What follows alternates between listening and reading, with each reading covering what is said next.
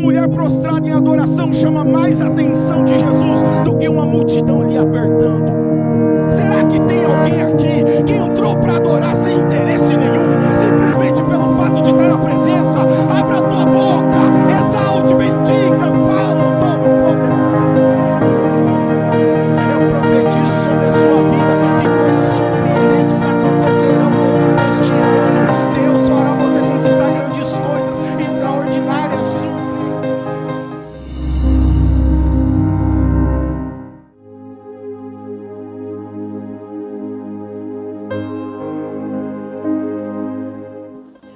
Meus amados, recebam a paz do Senhor Jesus. Tem alguém alegre aí que pode dar um glória a Deus? Deus é bom, sabe o que faz e sempre tem razão. Meus amados, hoje iniciou-se uma trajetória na vida do meu pai de 28 dias de radioterapia. E hoje foi a primeira sessão. Então, quando forem orar, lembra do irmão Timóteo, tá? Porque eu garanto que ele carece muito das vossas orações. Amém, queridos? Glórias a Deus. Quantos de verdade querem continuar ouvindo Deus falar nessa noite? Isaías capítulo de número 43, o versículo 18, o versículo de número 19. Livro do profeta Isaías, capítulo de número 43, o versículo 18, o versículo de número 19. Louvado e engrandecido é o nome do nosso Deus Todo-Poderoso. Isaías 43, 18 e 19.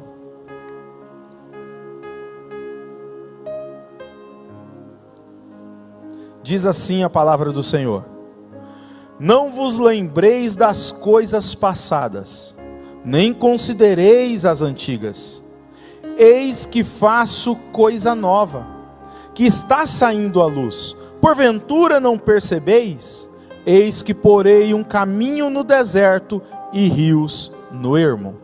Independente da tradução que você esteja usando, vamos uma vez mais em alto e bom som, em uma só voz, fazermos a leitura desses dois versículos no contar de 3. 1, 2 e 3. Os lembrei das coisas passadas, nem considerei as antigas. Eis que faço coisa nova, está saindo à luz.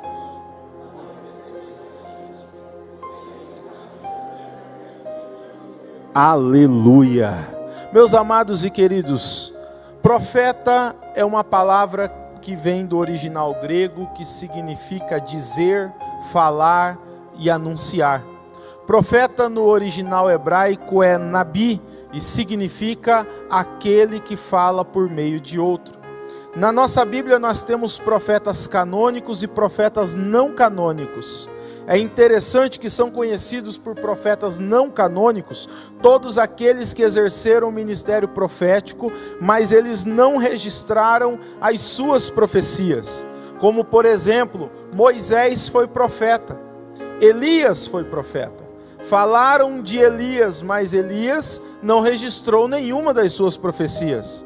Profetas como eles, Moisés, Elias, Eliseu, Gate, Micaías, Miriam, eles são profetas considerados por profetas não canonizados, ou seja, escreveram, não registraram as suas profecias, mas a sua história foi perpetuada até os dias de hoje.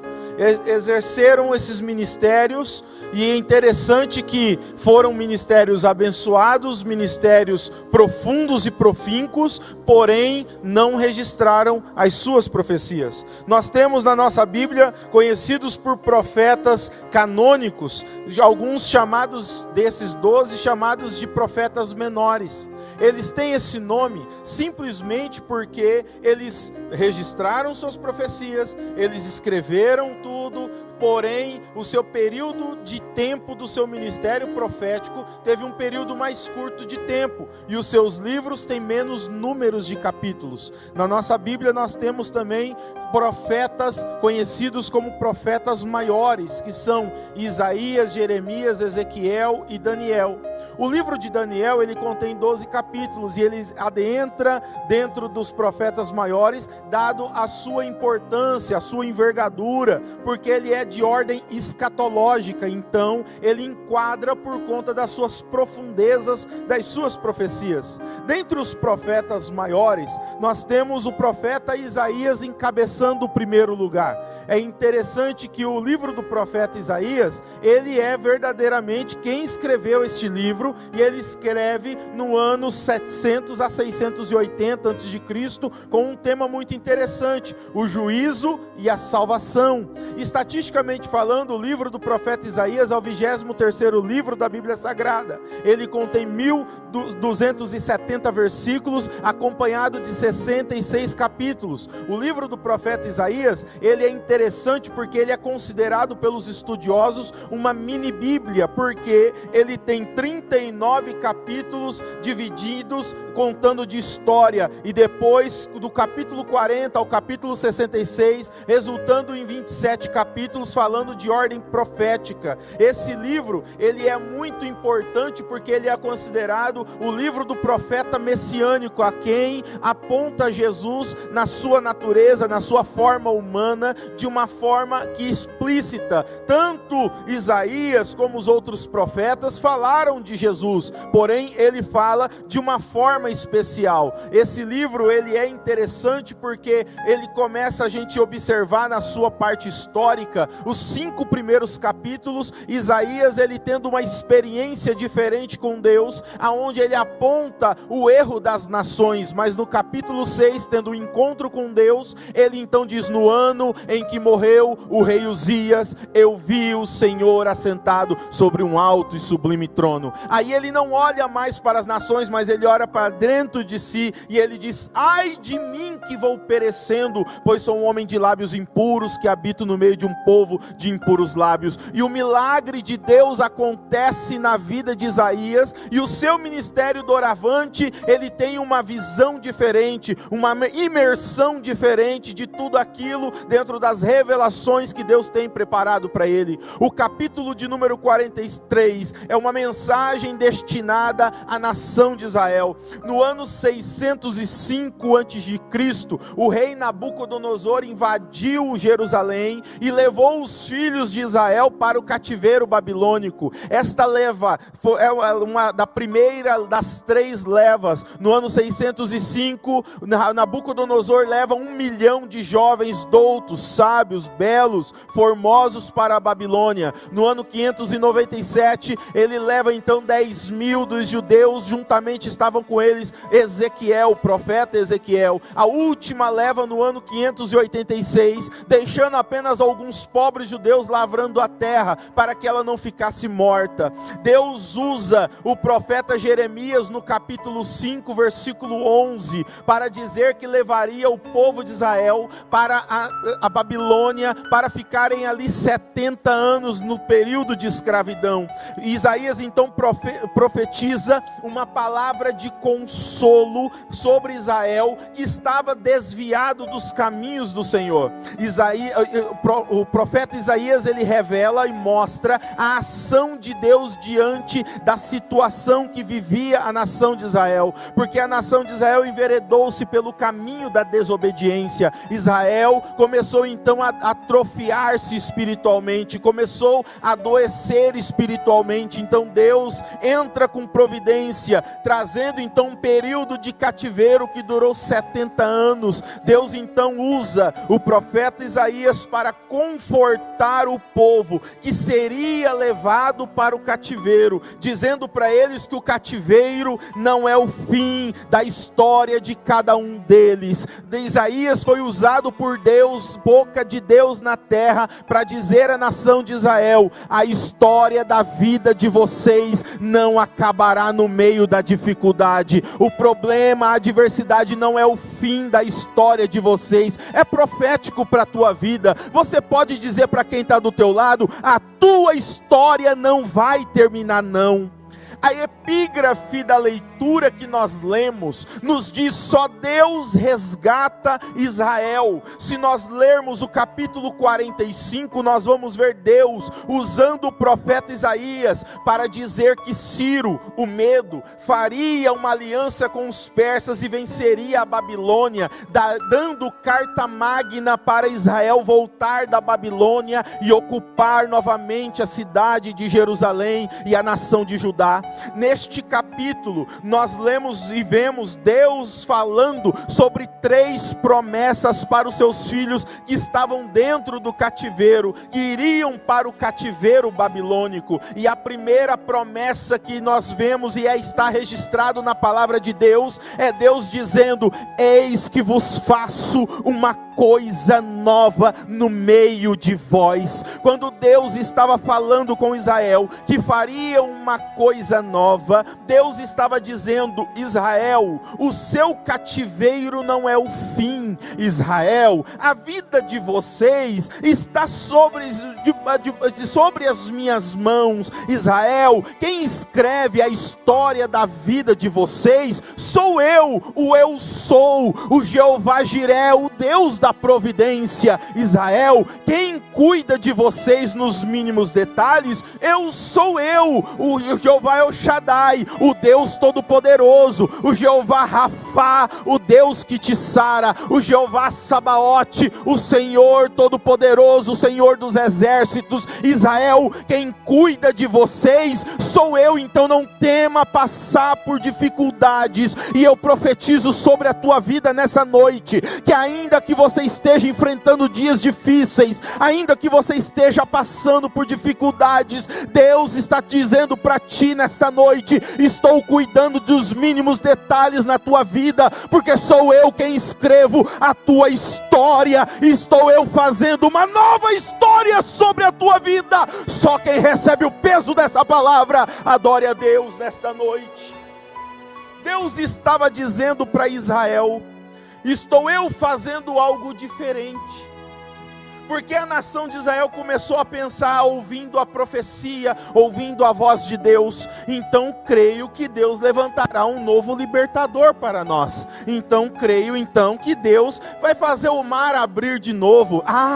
Será que Deus vai tirar a água da rocha? Será então que Deus vai cuidar de nós nos mínimos detalhes ao ponto de cair maná do céu? Então Deus diz para eles: eu não vou fazer nada, não vou repetir nada do que já fiz. O que eu já fiz por vocês já está feito, está na história da vida de vocês, mas estou eu fazendo uma nova coisa, estou eu fazendo uma coisa nova sobre a sua vida. Você pode dizer para quem está do teu lado aí: da porta para trás da tua vida, diga para essa pessoa: da porta para trás da tua vida se chama passado.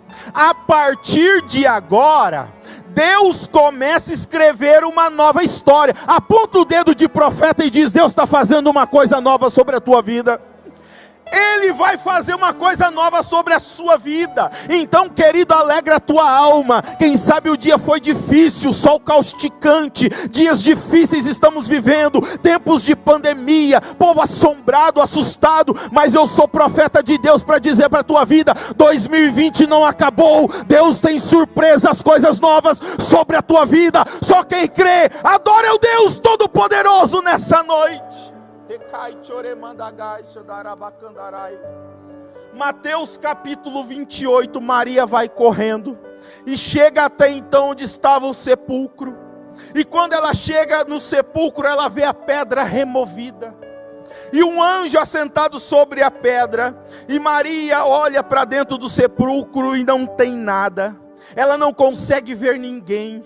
Então ela começa a ficar assustada com o que ela estava vendo, e ela olha para o anjo que estava do lado de fora e diz: me mostre aonde colocaram o corpo do meu mestre. O anjo olha e diz para ela: a quem vós procurais? Ela diz: a Jesus.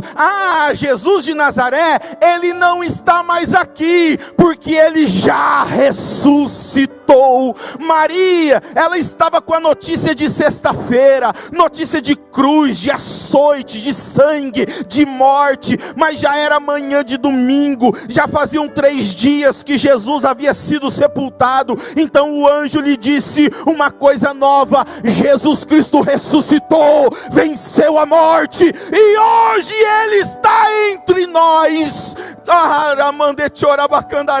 Quem sabe alguém está aqui nessa noite com uma notícia de até 5 minutos atrás, notícia de passado na tua vida. Deus manda eu te dizer: esquece as notícias de passado, coloca um ponto final no que aconteceu até aqui, porque hoje Deus tem notícia agradável e linda para o meio da tua família, para o meio da tua história, nas tuas finanças, nas tuas saúde. Ei, querido, Deus manda eu te dizer que não importa o que aconteceu até aqui, hoje Ele está escrevendo,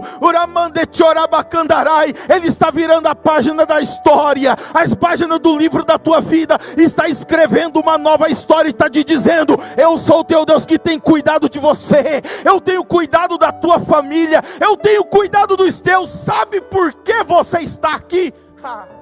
Porque até aqui o Senhor tem te ajudado. Aleluia, Deus é maravilhoso. Eu vim aqui pregar para alguém nessa noite, e Deus está dizendo para mim e para você: eu não sei qual é a luta que você está enfrentando, eu não sei qual é a adversidade, eu não sei quais são os seus medos, eu não sei quais são as situações que estão te impedindo de viver um novo tempo, mas Deus está te dizendo: quando você ainda era uma manchinha no ultrassom, eu te escolhi no ventre da tua mãe. Aleluia. Deus manda eu dizer para alguém aqui nessa noite que nenhum dos teus vão se perder, toda a sua família vai ser salva. Querido, não adianta nós ficarmos com o coração aflito e dizermos: estamos aqui para adorar, estamos aqui para servir, mas muitas das vezes nós viemos no automático. Não permita que o automático entre na tua mente. Entra aqui nessa noite somente para ser adorador. Esquece os problemas que ficou lá fora, porque quem cuida de todas as coisas é o teu Deus Todo-Poderoso. E Deus está dizendo para você: estou fazendo uma nova história sobre a sua vida. Aleluia. Porque a gente tem mania de dizer que Deus está nos abençoando só quando as coisas estão indo bem. É ou não é? Quando a conta bancária está no azul, o tanque do carro está cheio, as contas estão todas pagas. E alguns que não entendem muitas das vezes começam a dizer assim, quando o cobrador chega na porta, quando o carro está na reserva, a parcela da casa do carro está atrasada, aí começa a dizer: meu Deus, será que Deus se esqueceu de mim? É tanta luta, tanta prova. E Deus nos trouxe aqui nessa noite, não é um dia qualquer. Deus marcou comigo e com você para te dizer: é no meio dessa luta que eu estou cuidando dos detalhes. Pastor, mas Deus não está falando, pastor Geisiel. Mas o silêncio de Deus já é uma resposta. Fique no lugar aonde você está, não arreda o pé, não saia da presença do Todo-Poderoso. As promessas de Deus, que Deus vai prometendo e cumprir sobre a tua vida, elas irão acontecer, porque Deus não é homem para que minta, e nem filho do homem para que se arrependa. Basta eu e você estarmos, como eu sempre costumo dizer, estar na brecha, estar na direção de Deus, no centro da vontade, e as coisas começam a acontecer. É na luta que nós crescemos, é no meio da dificuldade que nós temos experiências com Deus, é no meio das adversidades que Deus se revela para nós. Crente que não tem experiência vive vida superficial, segura aí. Mas crente que quer viver a intimidade com Deus, ele precisa viver vida de experiências com Deus. É no meio das experiências difíceis que Deus se revela e nos ensina os seus ensinamentos profundos sobre a nossa vida. Mas na verdade é muito complicado, pastor, porque você fala, mas viver isso é difícil. E aí Deus nos ensina. Quem é que faz as coisas acontecerem na sua vida? Vamos fazer uma introspecção.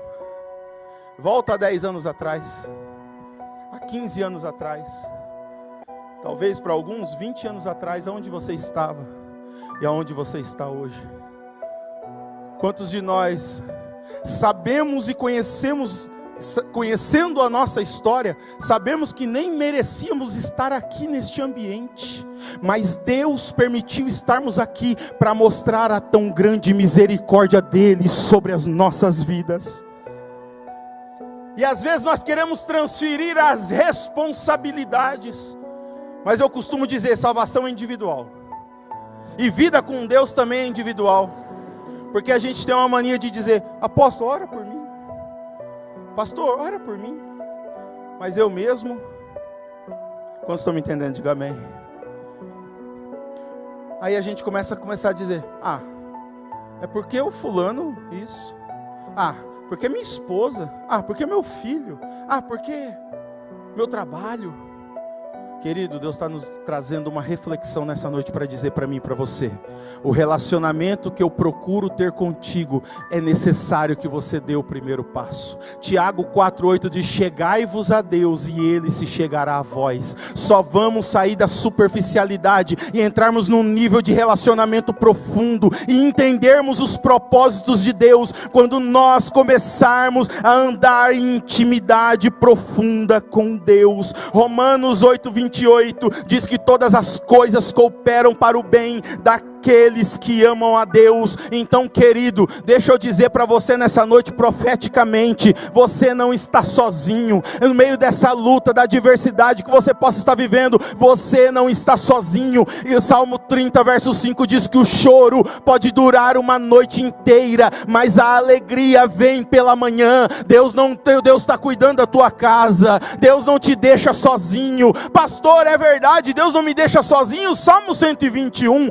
eleva os meus olhos para o monte, de onde me virá o socorro. O meu socorro vem do Senhor que fez os céus e a terra. Não deixará vacilar o teu pé. Aquele que te guarda não tosquenejará. Eis que não tosquenejará nem dormirá o guarda de Israel. O Senhor é quem te guarda, o Senhor é tua sombra à tua direita. O sol não te molestará de dia, nem a lua de noite. O Senhor te guardará de todo mal. Ele guardará a tua entrada e a tua saída, desde agora e para sempre. Você não está sozinho. Segunda promessa. Primeira, vou fazer uma coisa nova no meio de vós. Segundo, porque está saindo a luz.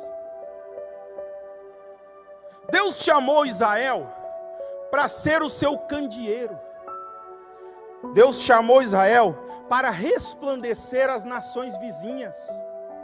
Deus chamou Israel para ser luz no meio das trevas. Israel até então falhava diante do Senhor, porque Israel não podia ver um ídolo que já se prostrava. Mas o que me chama a atenção é que quando Israel sai do cativeiro babilônico, Israel nunca mais adorou outro ídolo. O castigo que eles tiveram foi o suficiente para eles nunca mais se prostrarem a outros deuses, deuses estranhos. E isso me chama a atenção porque eles eram os representantes de Deus na terra.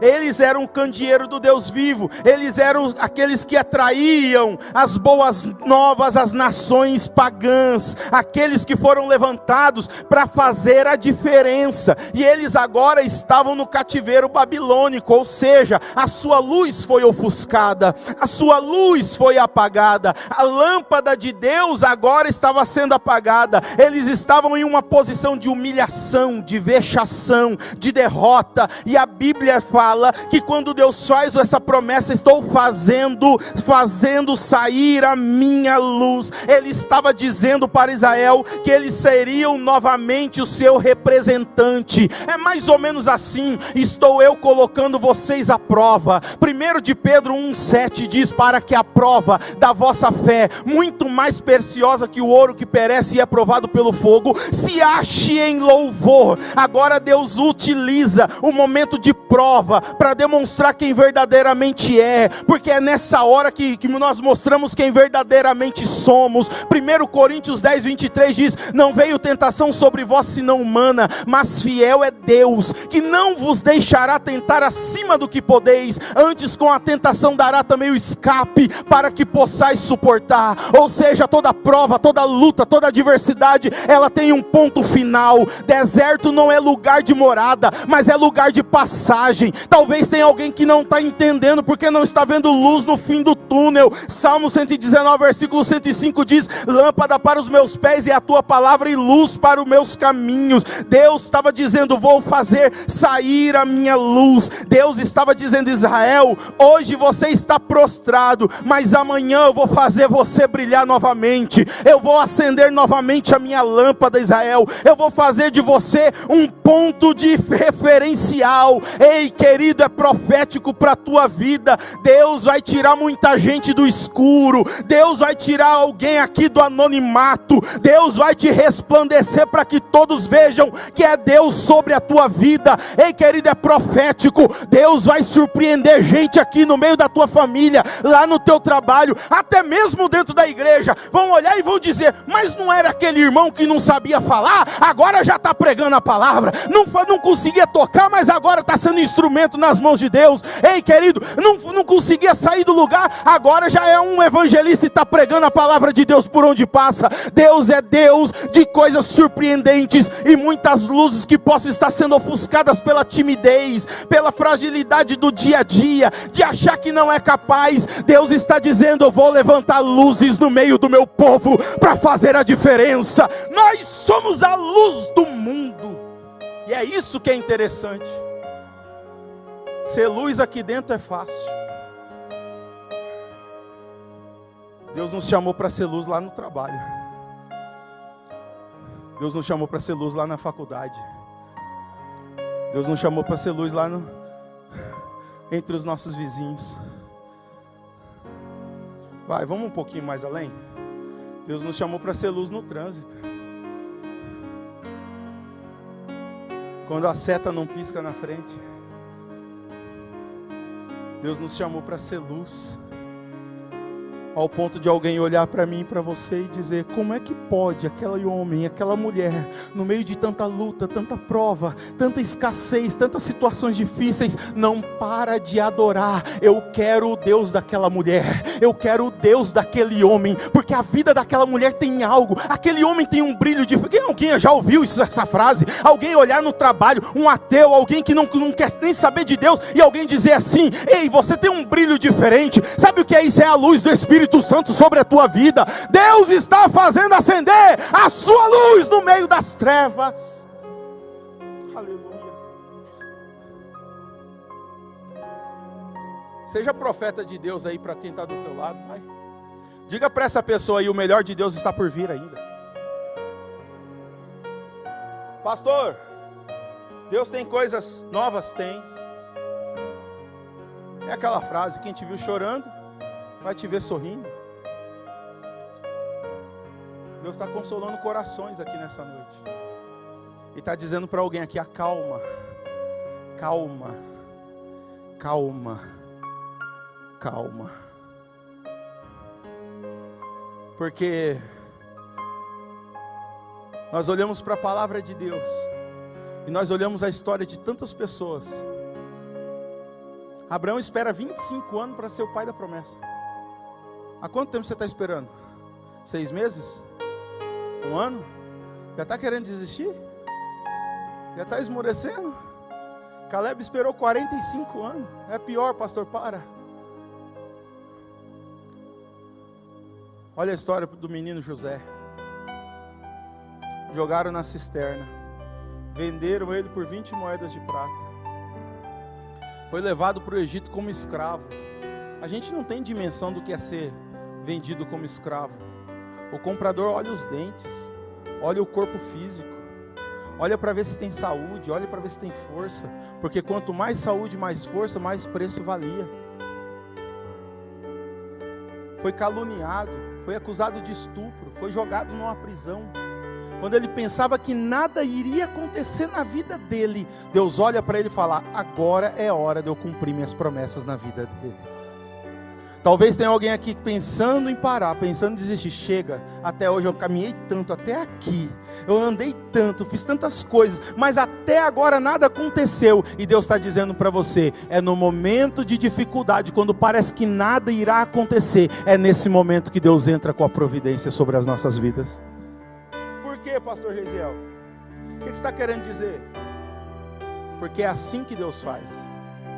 A adversidade não é para te destruir, não é para fazer a gente retroceder, não é para nós voltarmos para trás, mas ela nos leva ao triunfo. Mas para nós chegarmos lá na frente, precisamos de experiências com Deus. Quando Israel foi para a Babilônia, Deus estava dizendo, olha, por conta das suas atitudes, você vai passar um período de cativeiro, mas fica tranquilo, porque esse período é uma lição na sua vida. Eu não estou tentando te matar, não estou tentando te destruir, não estou tentando te envergonhar, mas eu estou te ensinando que somente eu posso sobre todas as coisas na tua vida.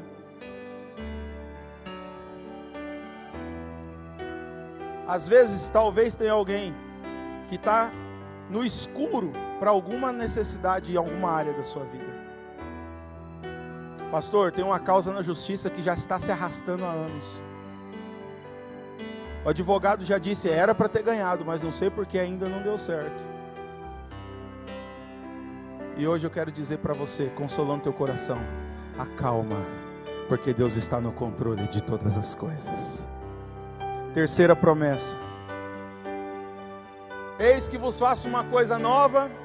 Segundo, que já está saindo a minha luz. Terceiro, eis que porei um caminho no deserto e rios no ermo. Quando alguém passava por um deserto, ele deixava no caminho com as suas marcas, as suas pisaduras. No meio do deserto, obrigado, apóstolo. Mas ao longo do período em que ele estava andando, ele ia deixando as marcas da sua passada. Então ele deixava as suas pegadas no meio do caminho. O ermo representa um lugar árido, deserto, inóspito, inabitável. Quando os caldeus invadiram Jerusalém no ano 586, na terceira leva, e destruíram e queimaram toda a cidade, arrebentaram com os muros e as portas da cidade, e Jerusalém tinha 12 portas. E eles vêm no templo, saqueiam o templo, destrói tudo que tinha dentro de Jerusalém. Com isso, eles estavam decretando o fim daquela nação. Ao fazer isso, eles estavam dizendo, destruindo o templo, estava dizendo, sou maior que o seu Deus, olha só o que eu faço, destruo todo o templo. Olha que eles entram e roubam os despojos, eles estavam dizendo, sou mais forte e poderoso do que vocês, olha o que eu faço com vocês, destruo toda a cidade. E quando os judeus que ainda restavam viram ali a destruição, eles já entraram numa posição de derrota, de desprezo, de vergonha, de cativeiro, de escravidão. E agora Deus faz uma promessa para eles: vocês vão para lá, vão passar por tudo isso. Quem não se lembra no livro do profeta Ezequiel, dos musicistas, eles pendurando as suas harpas no salgueiro diante do rio Quebar e dizendo, nunca mais canto, não vou mais adorar, não vou mais louvar. Muitos batiam as suas cabeças nas pedras, pensando que se eles morressem daquela forma, seria menos humilhante e menos desprezante do que ser mortos pelos caldeus.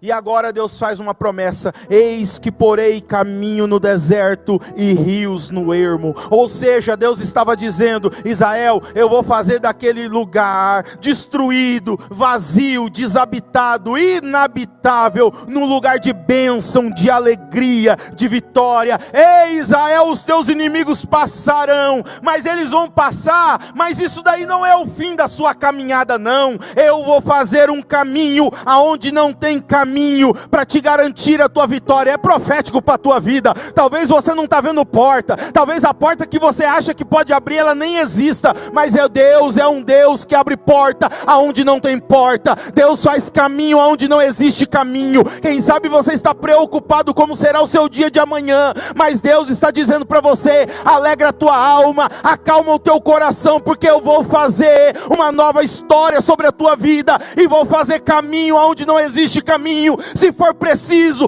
vou criar situação para que você saiba que eu sou teu Deus sobre a tua vida. Em nome de Jesus, só quem recebe, adore a Deus nesta noite. Qual é o caminho que você está trilhando?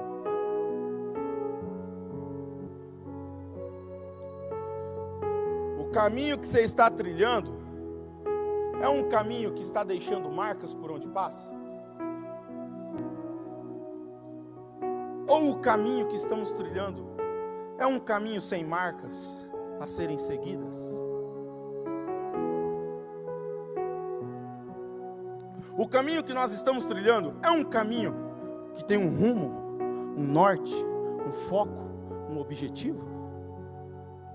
Lembra de Paulo? Filipenses 3, 13 e 14, Paulo diz: quanto a mim não julgo ter alcançado, mas uma coisa faço, que esquecendo-me das coisas que para trás ficam e avançando para as que estão diante de mim. Aí ele diz assim no 14: prossigo para o alvo, pelo prêmio da soberana vocação de Deus em Cristo Jesus nosso Senhor. Paulo tinha um alvo, um objetivo, que era a vida eterna. É por isso que nós vemos Paulo dizendo assim: viver para mim é lucro, morrer para mim é Cristo. Ou seja, não importa o que eu venha passar, eu tenho um objetivo, eu tenho um caminho a ser trilhado, que é viver ao lado do eterno. É por isso que Romanos 8,18, Paulo diz: para mim tenho por certo que as aflições do tempo presente não são para comparar com a glória que em nós há de ser revelada. Não existe luta, não existe prova que te faça desviar, não existe luta, não existe prova que te faça desanimar. Quando nós temos um objetivo na vida, não importa a luta ou obstáculo, o nosso Deus Todo-Poderoso, é Ele que nos garante que nós venhamos andar de pé. É o que está em Provérbios 24:16, dizendo assim: o justo pode cair 7 vezes, mas o Senhor o levantará de todas. Ei, querido, você pode até tropeçar no meio do caminho, mas se você não desistir da sua vida cristã, do seu relacionamento com Deus, Deus ainda mantém o projeto dele de pé. Eu profetizo sobre a tua vida que Deus irá fazer um caminho aonde não existe caminho, vai fazer brotar rios na onde está inóspito, inabitado, no deserto da tua alma. Deus hoje está derramando rio de água viva sobre ti. Aleluia, aleluia, aleluia. Deus está fazendo um caminho novo para nós trilharmos. Pastor, como assim, pastor? Quando nós entramos no automático, e eu bato nessa tecla sempre, porque se a gente não cuidar, a gente entra no automático. Terça, culto. Quarta, GF, discipulado. Domingo, almoçar na casa da sogra. E a gente vai entrando no automático, não é? E o dia que a gente não faz alguma coisa, a gente sente falta. Por quê? Porque já está acostumando com aquilo. E Deus está dizendo para você, para mim, para você nessa noite: viver o relacionamento com Deus é viver muitas das vezes as mesmas coisas que nós fazemos no nosso cotidiano, como se fosse a primeira vez que nós estivéssemos fazendo, com a mesma emoção, com a mesma vontade, com a mesma liberalidade. Estarmos na presença de Deus num culto como esse, irmão, não é algo normal, é um privilégio. Tem gente que diz: pastor, eu pago o preço da oração, eu pago o preço do jejum. Ninguém paga preço, o preço já foi pago na cruz do Calvário. Ei, querido, orar, jejuar, ler Bíblia, vir para o culto, é desfrutar do privilégio de viver na presença do Todo-Poderoso. Isaías 41:20 diz: para que todos vejam e saibam e considerem, juntamente entendam que a mão do Senhor fez isso aqui. Às vezes a gente lê o texto e a gente não percebe a profundidade daquilo que tem para a nossa vida. Eu quero que você entenda que Deus usa o profeta Abacuque, o profeta Jeremias e o profeta Isaías para dizer ao povo que enviaria os caldeus para julgá-los. Machucam, escravizam, ferem, destroem. Foi Deus. Você consegue entender isso para a sua história? Passei fome, fui humilhado, ninguém acreditou em mim. Foi Deus. fiquei doente, fiz cirurgia, foi Deus. Consegue entender isso? Entraram na minha casa, roubaram tudo, foi Deus. Quem eu amava me traiu, foi Deus. Meu melhor amigo que estava dentro da minha casa virou as costas para mim, foi Deus. Sabe por que foi Deus? É que Deus só cumpre promessas e sonhos em lugares improváveis e impossíveis.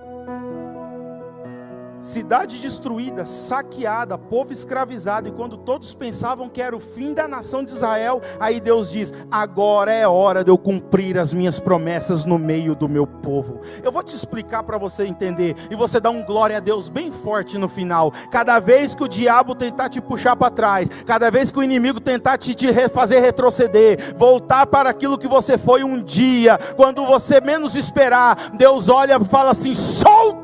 E você, como uma flecha, vai mais adiante, porque Deus nos leva para querido, Deus é um Deus que nos leva ao triunfo. Deus é um Deus que nos guarda e nos protege. É por isso que muitas das vezes as provas parece que nós estamos andando para trás, mas quando Deus diz agora está preparado, Ele solta, você se torna uma flecha nas mãos do guerreiro. Ei, querido, parece que nada vai acontecer, aí Deus começa a nos usar, e só quem quer ser usado por Deus aqui, só quem quer ser brecha, só quem quer ser utilizado como uma flecha nas mãos do guerreiro, entende o que Deus está falando, e só quem está entendendo, abra a tua boca para glorificar a Deus. Aonde te machucaram? É forte, irmão. Feriu? O inimigo está... Ou é Deus que está apertando? A gente precisa entender. Tem coisas, tentação. Vou te explicar um negócio. Tiago 1, 14 e 15 diz: mas cada um é tentado. Ou seja, todos nós somos tentados. Aí o texto continua dizendo: quando atraído e seduzido pela sua própria cobiça. Qual é a cobiça? A nossa fraqueza. O que é que nós somos fracos? Naquilo que a nossa carne, ela almeja. Quando atraído e seduzido pela sua própria cobiça, dá luz ao pecado. O pecado primeiro ele acontece aqui, na mente, no coração. Porque coração não é aqui, coração é aqui. Porque aqui é o órgão que bombeia sangue para o corpo. Aqui está a sede da nossa intencionalidade. E a palavra de Deus discerne a intenção do coração. Quando atraído e seduzido pela sua própria cobiça, dá luz ao pecado, e o pecado sendo consumado gera morte. Ou seja, ninguém pode dizer eu pequei porque foi mais forte do que eu. Tudo que nós fazemos tem consequências. Tudo que nós fazemos tem o bônus e tem o ônus. Tudo que nós fazemos, fazemos conscientes daquilo que estamos fazendo. De tal qual, Gálatas 6,7 diz que o homem colherá aquilo que ele planta. É forte, né, irmão? Eu sei que é difícil dar glória a Deus nesse momento. Aleluia. Mas Deus só cumpre promessas em lugares improváveis. Aí é Deus quem faz cumprir as coisas na nossa vida. Mas o que é que eu preciso? Estar na brecha. Estar no centro da vontade de Deus. Eu e você não vamos ficar só. Eu creio que nós somos a geração do arrebatamento. Alguns acreditaram nisso. Eu vou repetir de novo. Eu creio que nós somos a geração do arrebatamento. Um dia um presbítero falou para mim: pastor, fica tranquilo, rapaz. Não, Jesus vai voltar na geração dos nossos filhos, dos nossos netos. Irmão, se a gente olhar as profecias, não falta mais nada para Jesus voltar. O ambiente que está sendo preparado. Hoje eu estava conversando com um pastor que preside a Assembleia de Deus em São Paulo. Ele disse assim: pastor Gesiel, essa pandemia assustou lá o estado, hein? O estado lá ficou apavorado. Eu falei: mas e como que ficou a igreja lá? Rapaz, não sei, mas uma grande quantidade não voltou mais não. Eu falei assim: lembra de Ruth no capítulo 3? Colocou naquela, eu não sei o nome daquilo, parece uma peneira, e coloca o trigo e começa a chacoalhar. E só vai caindo o trigo. Deus está selecionando o seu povo para o arrebatamento. Então não se assuste com algumas coisas absurdas que possam acontecer. Por isso que a salvação individual, guarda-te de ti. 1 Coríntios 11, 28, analise, pois, o homem a si mesmo. E aí nós vamos começar a entender os propósitos e os desígnios de Deus sobre a nossa vida. Nós não vamos ficar só, vai ter realização, vai ter cumprimento de promessa. É profético para a tua vida, agradeça a Deus. Agradeça a Deus por quem te traiu. Agradeça a Deus por aquele momento, aquele período difícil na tua vida que você não conseguiu entender. Porque foi aquele momento no passado que te fez chegar aqui hoje. Ah, querido, isso é forte, irmão. Só quem viveu situações difíceis consegue entender os desígnios de Deus. Você só está aqui essa noite porque tudo que o diabo colocou no teu caminho para tentar te destruir, para te matar, para te envergonhar, para te destruir o teu casamento, para destruir a tua vida de relacionamento com os teus filhos, Deus pegou e transformou em vitória. Não deixe ninguém matar os teus sonhos. Mas primeiro, precisamos trilhar pelo caminho. Qual? O caminho que Deus preparou para mim e para você. Só existe dois. Existe um caminho, que esse caminho, eu posso escolher andar por ele. Porque é muito fácil. Quando eu alegro as minhas emoções. E nós temos que tomar cuidado para não ser tão emocionais, mas também não ser tão racionais. Porque é nesse momento que nós conseguimos decidir para que lado que nós vamos caminhar. E Deus está dizendo para mim e para você nessa noite: não desista, não arrede o pé, eis que vos faço uma coisa nova. Ei, está saindo a luz, farei eu um caminho no deserto e rios no ermo. Talvez você está vivendo a sequidão do deserto, mas Deus está dizendo para você: eu sou a água da tua sede, eu sou o calor do teu frio, eu sou o pão do teu deserto, eu sou quem esmaga a cabeça da serpente, eu sou o teu Deus, como coluna de nuvem para te proteger e coluna de fogo para te aquecer. Eu sou quem está cuidando de todas as coisas. Talvez não sabe onde está o esposo, não sabe onde está o filho, mas Deus está dizendo: em tudo estou cuidando, por isso nenhum se perdeu. Deus está dizendo para mim e para você: estou eu cuidando de todas as coisas. É no nome de Jesus que você venha receber essa palavra. Receba essa palavra profética sobre a tua vida. 2020, Deus ainda tem coisas surpreendentes sobre a nossa vida, sobre a minha casa, sobre a tua casa, sobre a tua saúde, sobre as tuas finanças. Nós não vamos terminar o ano do jeito que está terminando. Parece que até aqui, se ligar a televisão, sai sangue, mas Deus está te dizendo: estou preparando coisa nova para a tua vida. E 2021 é ano de cumprimento de promessas sobre a tua vida. Só quem crê, só quem crê, só quem crê. Se coloque de pé, em nome de Jesus. Glórias a Deus. Está todo mundo confortável? Eu vou falar um negócio aqui, mas não é heresia não, vai. Aponta o dedo para o teu pé. Não é pecado não.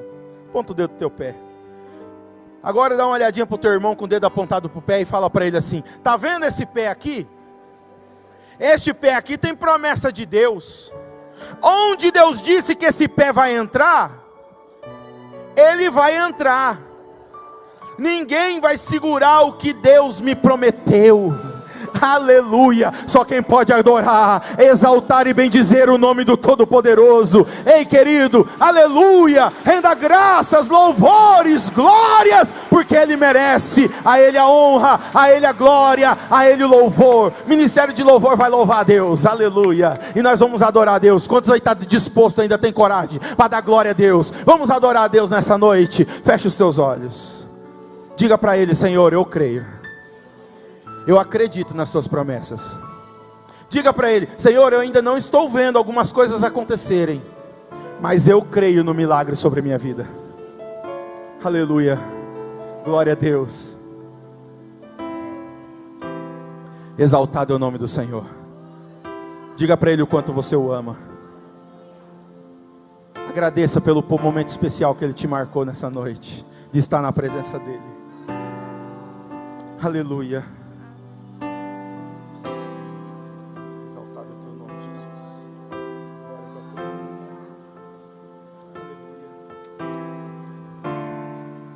Aleluia. Aleluia. Sei que os teus olhos, Adore a Deus.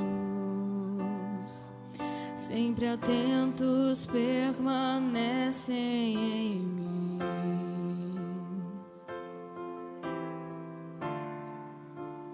E os teus ouvidos estão sensíveis para ouvir meu clamor. Posso até chorar, mas a alegria vem de manhã. És Deus de perto, também de longe, nunca mudastes, tu és fiel.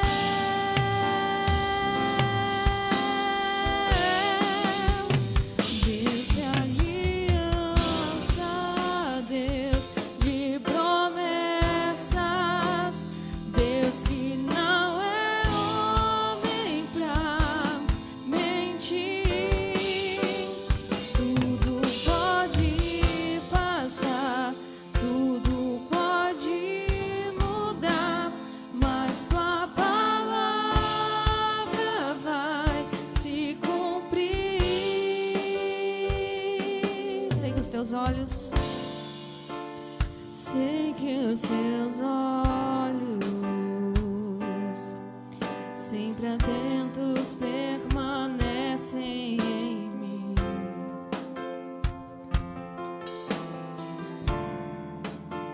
E os teus ouvidos estão sensíveis para ouvir meu clamor. Posso até chorar, mas a alegria vem de manhã.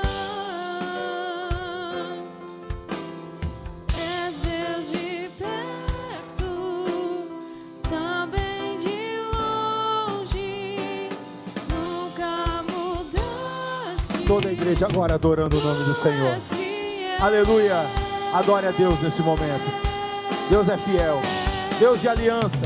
Deus de aliança, Deus de promessas, Deus que não é homem pra mentir. Tudo pode passar, tudo pode mudar, mas tua palavra vai se cumprir. Posso enfrentar o que for. Deus sei quem luta por mim.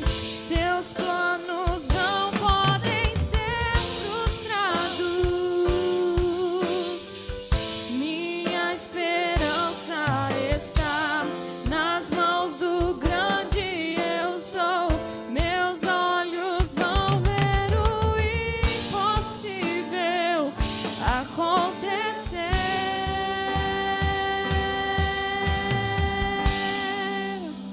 Deus de aliança, Deus de promessas, Deus que não é homem pra mentir. Tudo pode passar, tudo pode mudar, mas tua palavra vai se cumprir. Assim com os olhos fechados, coloca a mão no teu coração. Majestoso Deus, Pai, aqui está a tua noiva, a tua eleita, ó Pai querido, a tua igreja, Pai. E nós entramos aqui nessa noite para prestarmos um culto de adoração a Ti, Senhor, que eu sei que está, Senhor, subindo até as Tuas narinas como um perfume suave de um cheiroso jardim. Pai, no nome de Jesus Cristo, Tu tens falado conosco, ó Pai querido, que coisas surpreendentes irão acontecer sobre as nossas vidas, e pedimos a Ti a Tua bênção, Pai. Guarda-nos, protege-nos, esconde-nos debaixo do manto da Tua glória, ó Pai querido, e nos ensina, nos ajuda, para que nós vivemos, Senhor, no centro da Tua vontade. Não nos deixa desviar nem para a direita nem para a esquerda, mas nós que possamos ver, ó Pai querido, a luz, a Tua luz que habita entre nós, ó Pai querido, no meio de nós, ó, através do Teu Espírito Santo, e que nós possamos ver, ó Pai querido, os Teus caminhos sendo abertos, ó Pai querido, as fronteiras sendo abertas, ó Deus querido, eu ministro sobre a vida da Tua igreja, na autoridade da palavra e do nome de Jesus, ó Pai querido, que portas sejam abertas, saúde, solução do problema, ó Pai querido, milagre acontecendo, para a glória do Teu nome, e a Tua igreja diz, amém, amém e amém. Eu aplauso ao nome do Senhor, porque Ele merece. Aleluia, Deus abençoe, glórias a Deus. Faça assim com as suas mãos. Que o grande amor de Deus, a graça do nosso Senhor e Salvador Jesus Cristo, as eternas consolações do nosso amigo Espírito Santo, seja com toda a igreja do Senhor, não só hoje, mas para todos sempre. Amém. Deus abençoe no nome de Jesus.